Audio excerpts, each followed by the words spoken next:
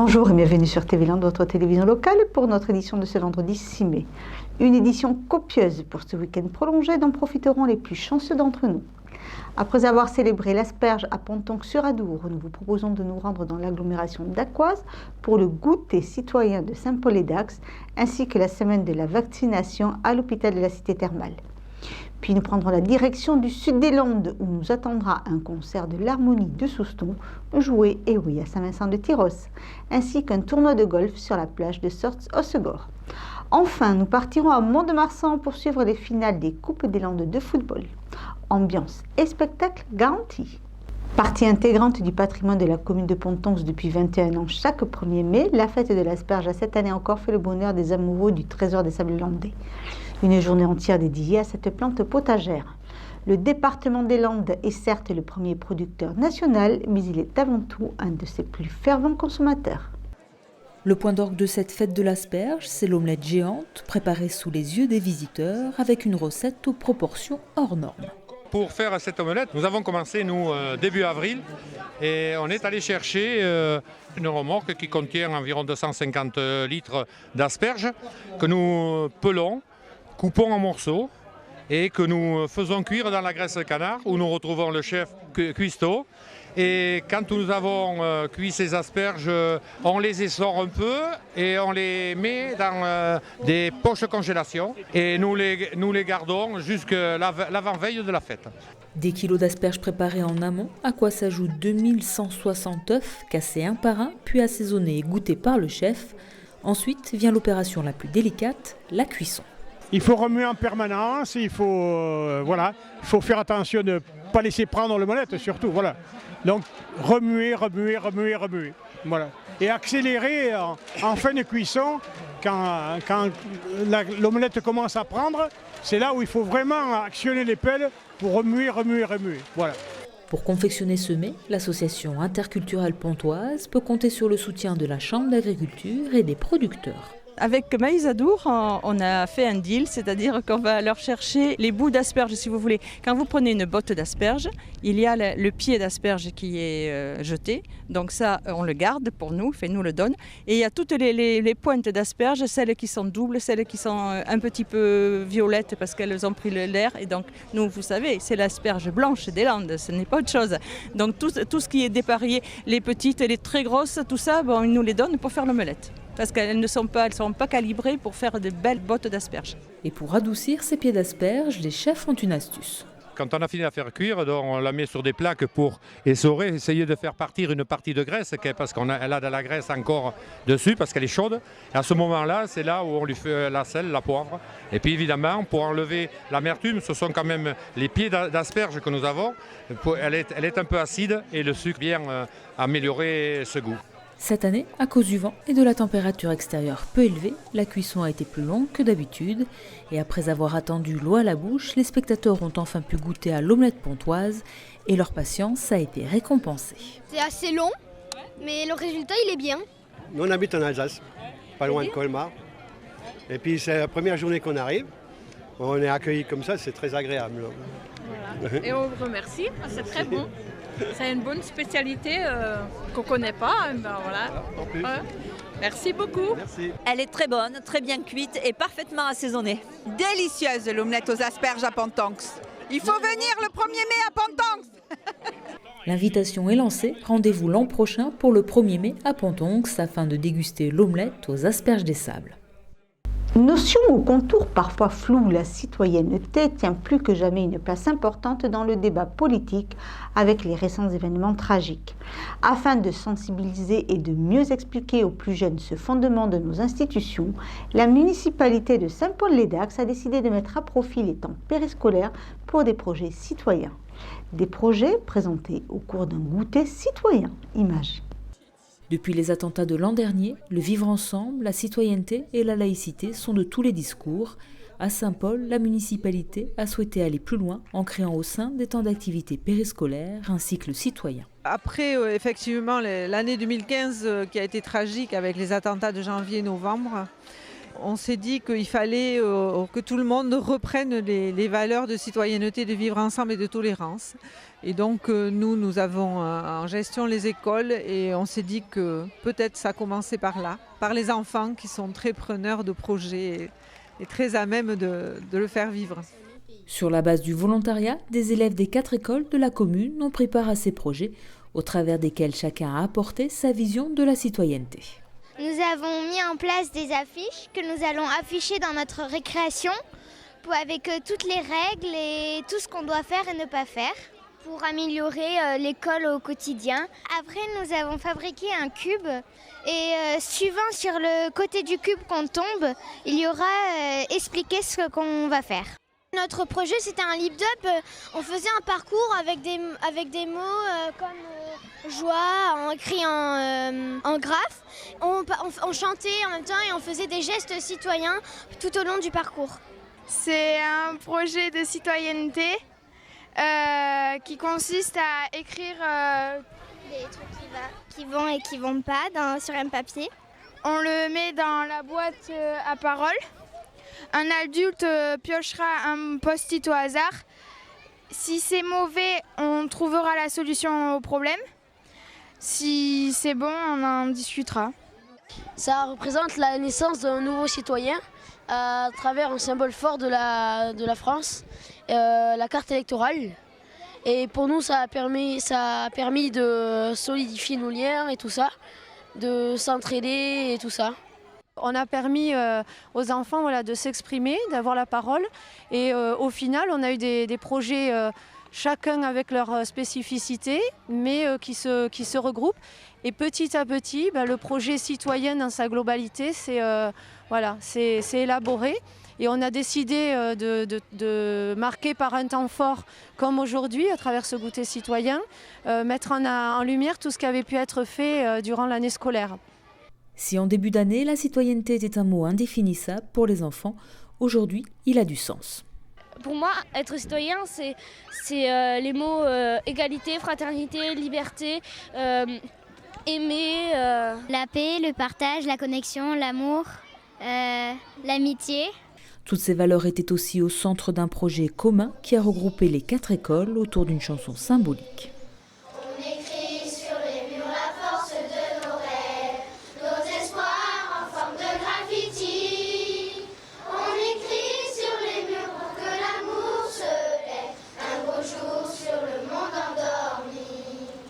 Avec leur clip vidéo, les enfants de l'école Henri Lavielle ont remporté le premier prix départemental du concours « On ne naît pas citoyen ou citoyenne, on le devient » de la Ligue des droits de l'homme. Ils ont ainsi gagné leur ticket pour Paris où seront dévoilés les résultats à l'échelle nationale. Verdict dans quelques semaines. Passons à présent à un autre domaine sociétal, celui de la santé. Toujours obligatoire dans la plupart des cas, les vaccins et leur mise à jour connaissent cependant une diminution au sein de la population française. Afin de sensibiliser les plus étourdis et de convaincre les plus réticents, l'hôpital de Dax s'était mobilisé lors de la semaine de la vaccination. Découvrez plutôt. Grippe, rougeole, hépatite, beaucoup de maladies peuvent être soignées grâce à des vaccins qui réveillent chez la plupart des gens une certaine méfiance. Il y a beaucoup de peur de la part de la population et quand on a eu malheureusement une affaire Mediator ou encore plus récemment sur le valproate, donc un anti-épileptique. Lorsqu'on a des affaires comme ça, c'est sûr que les gens ne sont pas confiants, ils se disent qu'il y a une connivence entre le monde médical et le monde des laboratoires. Voilà. Et donc c'est au détriment de la vaccination qui pourtant, faut pas oublier, elle est là pour enlever des maladies qu'on ne connaît plus, et ça c'est le problème aussi. On ne sait plus ce que c'est ici une diphtérie, on ne sait plus ce que c'est une poliomyélite. Et la dernière que j'ai vue, c'était une famille qui ne faisait pas vacciner ses enfants, c'est dommage, et c'est qu'elle. Donc le problème il est là aussi, c'est qu'on n'a pas peur des maladies parce qu'on ne sait plus ce que ce sont ces maladies, on ne sait plus ce que c'est qu'une diphtérie, on ne sait plus ce que c'est. Et donc dans l'imaginaire collectif, peut-être qu'on a oublié ça. À l'hôpital de Dax, des employés ont eu justement pour mission de sensibiliser les personnes sur l'importance de la vaccination. Ce qu'il faut bien comprendre, c'est que la vaccination, c'est pour se protéger soi-même, mais c'est aussi pour protéger les autres. Et je pense essayer d'expliquer aux gens que la vaccination a son importance, que la vaccination n'est pas dangereuse et essayer d'enrayer un petit peu ce phénomène anti-vaccination. Parce qu'il faut quand même se rappeler que grâce à la vaccination, il y a des maladies qui ont été éradiquées. Je pense que c'est une bonne campagne parce qu'on a une vraie information et que souvent, malheureusement, les médecins, on est assez mal placés sur l'information, on n'est pas très bon. Et quand on va sur la toile ou chercher des informations, on va tomber sur les mauvaises informations. Et donc je crois que cette campagne elle est là aussi pour un petit peu démystifier tout ça et lever les réticences qu'il pourrait y avoir.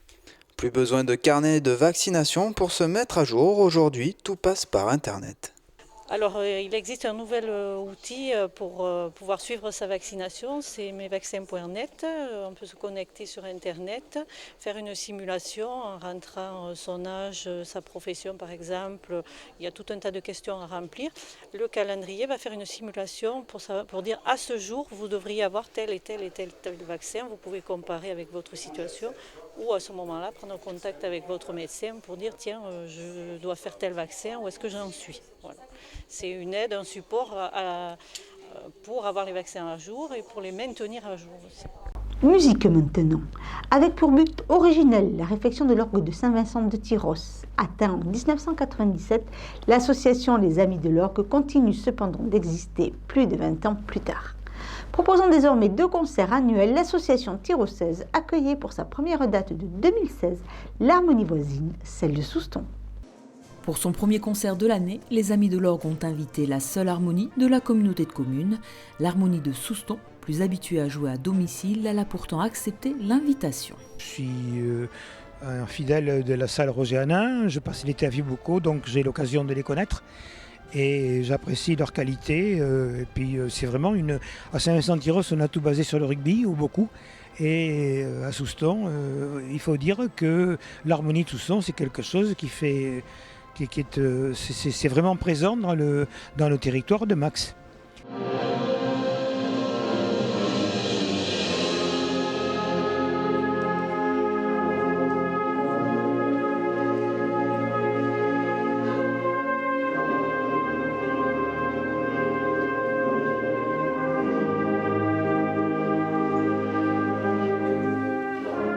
L'acoustique n'est pas du tout la même, il faut dire qu'à Souston on est très privilégié parce qu'il y a une acoustique absolument formidable et puis il faut dire qu'il y a une contenance d'environ 450 personnes dans une telle salle qui est remplie, forcément c'est très encourageant pour tous les musiciens. Voilà, et venir de temps en temps aussi dans des lieux comme l'église, ça change un petit peu l'acoustique, on va s'y habituer parce qu'on ne la connaît pas vraiment cette église, mais autrefois l'harmonie de Souston avait l'habitude de se produire en l'église de Souston pour ses concerts des fêtes, avant la création de l'espace culturel.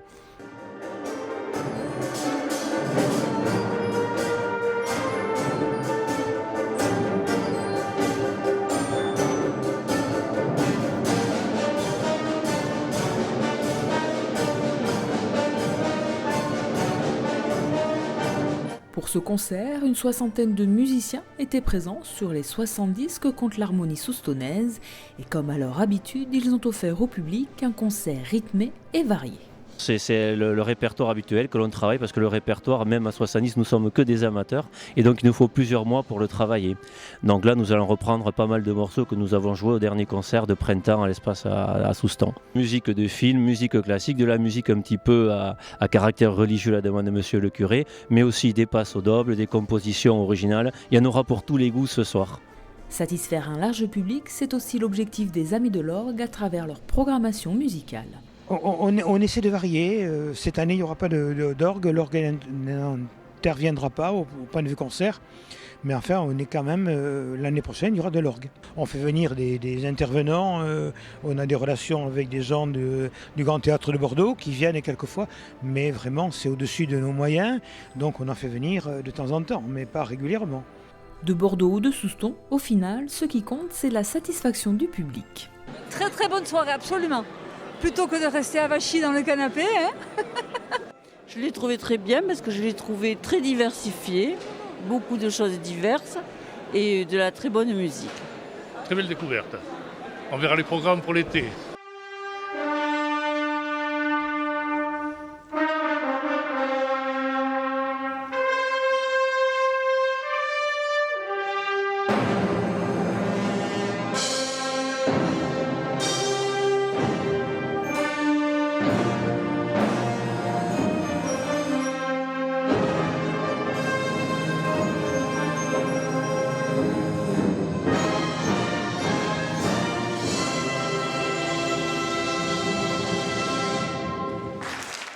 Prochain rendez-vous des Amis de l'Orgue au mois de novembre avec la chorale Ananda d'Hossegor.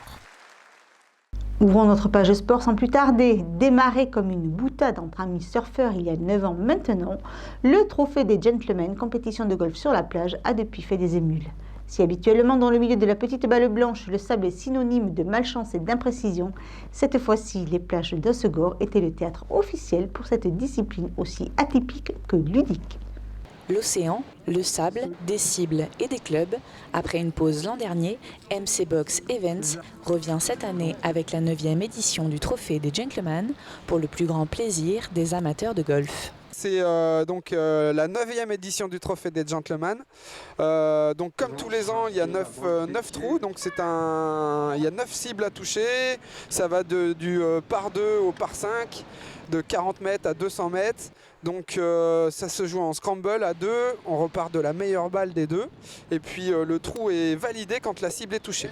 Cible gonflable, lunettes ou baignoire, le parcours s'étend sur plus d'1 kilomètre et est ouvert à tous. Hommes, femmes, enfants, tout le monde peut venir. L'idée, c'est de démocratiser le golf et de le rendre accessible à tous, sans stress. On n'a pas peur d'abîmer le green ou le gazon. On peut se faire plaisir et découvrir ce sport magnifique. La petite particularité, c'est qu'on ne joue pas comme dans un bunker.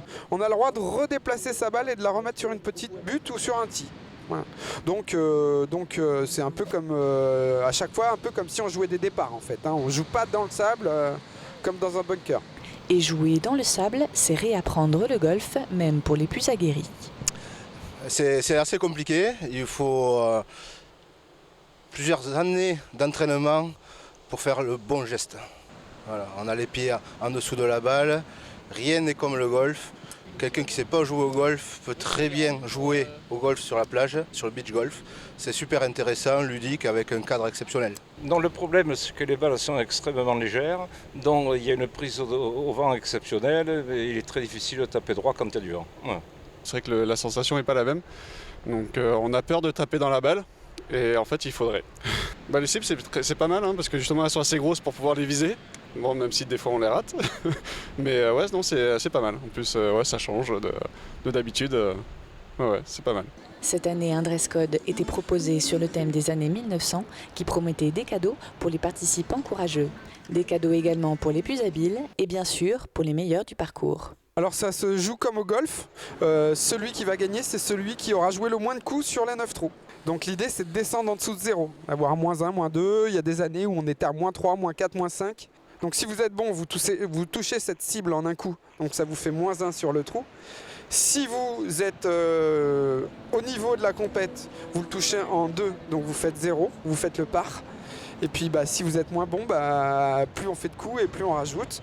Et l'idée, c'est de toujours être à 0 ou à -1 pour finir le parcours à -1, -2, -3. Donc celui qui arrive à faire le moins de coups, l'équipe qui arrive à faire le moins de coups, gagne et part en Grèce au soleil.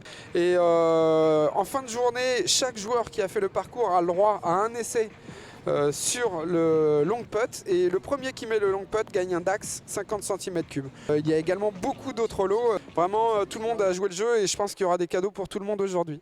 Des cadeaux, du soleil et du monde, le trophée des gentlemen, un rendez-vous à ne pas manquer. Avant de nous séparer, nous vous proposons de revivre les meilleurs moments des finales des Coupes des Landes de football qui se tenaient hier à Mont-de-Marsan. Dans une ambiance des fêtes et sous un soleil estival, les spectateurs ont pu ainsi assister à une avalanche de buts. Si dans la Coupe des Landes, Saint-Pierre-du-Mont a finalement pris le dessus sur son homologue de Morsens par 2-1, les Parentissois se sont adjugés la Coupe Intersport Lausa au terme d'un match alerte et au final a coupé le souffle. 4-3 face à Morin. Découvrez donc un petit florilège de ces deux rencontres avant nos résumés plus détaillés dans notre édition de lundi.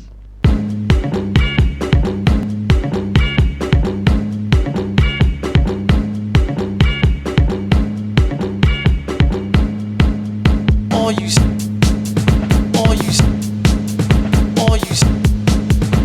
you suckers out there who can't get the measure.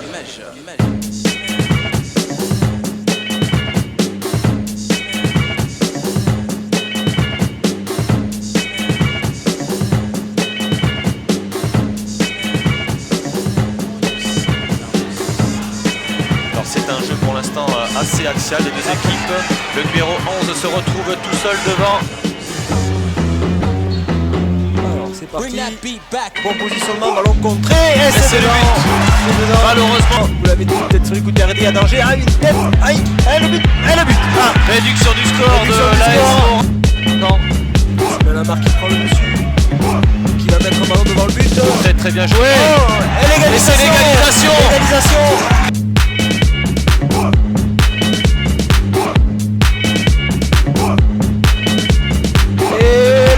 C'est le troisième but. C'est le troisième but. Hugo Sanchez à la frappe. Jusqu'à présent, vous l'avez annoncé. Lors d'une bonne prestation, mériterait de marquer. Et l'égalisation. Hugo Sanchez. Au premier poteau. Attention à ce corner. Oh, le ballon, bien frappé la tête. Et le but. Le but de Parentis. Le but de Parentis sur un coup de pied arrêté de nouveau de Steve Châtelain. Voilà, 7 minutes 50 de jeu, toujours 0-0. Et encore une fois, Ludovic Escale sort les 2 points. Oui, alors. Oh le but. Oh le but de Joris Châtelain. En pleine lucarne. En pleine lucarne. On voit dit le Bruno. Ah, c'était pas mal tiré. C'était au premier poteau, et ballon récupéré. Mal dégagé, attention, oui. Oula, c'était la balle. Voilà le but. Et l'égalisation. Égalisation de Saint-Pierre Dumont. Quelle faute du gardien. Sur un ballon qui paraissait anodin. Pour une déviation. Oh oui, magnifique.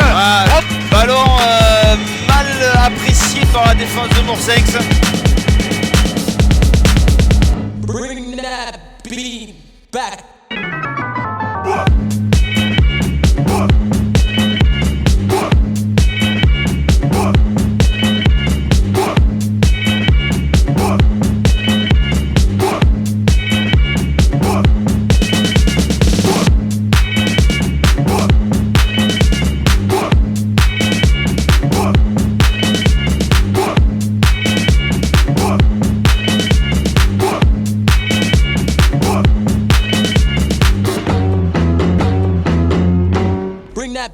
Beat back.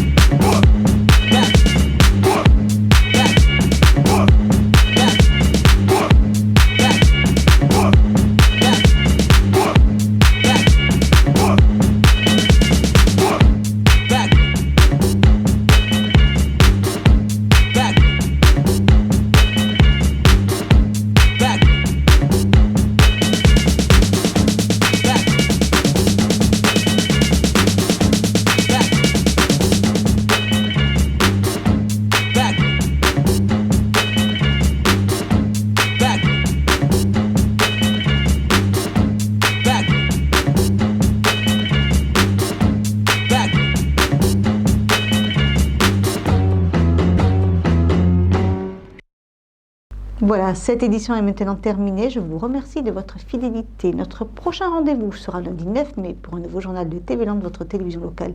D'ici là, je vous souhaite de passer un excellent week-end prolongé.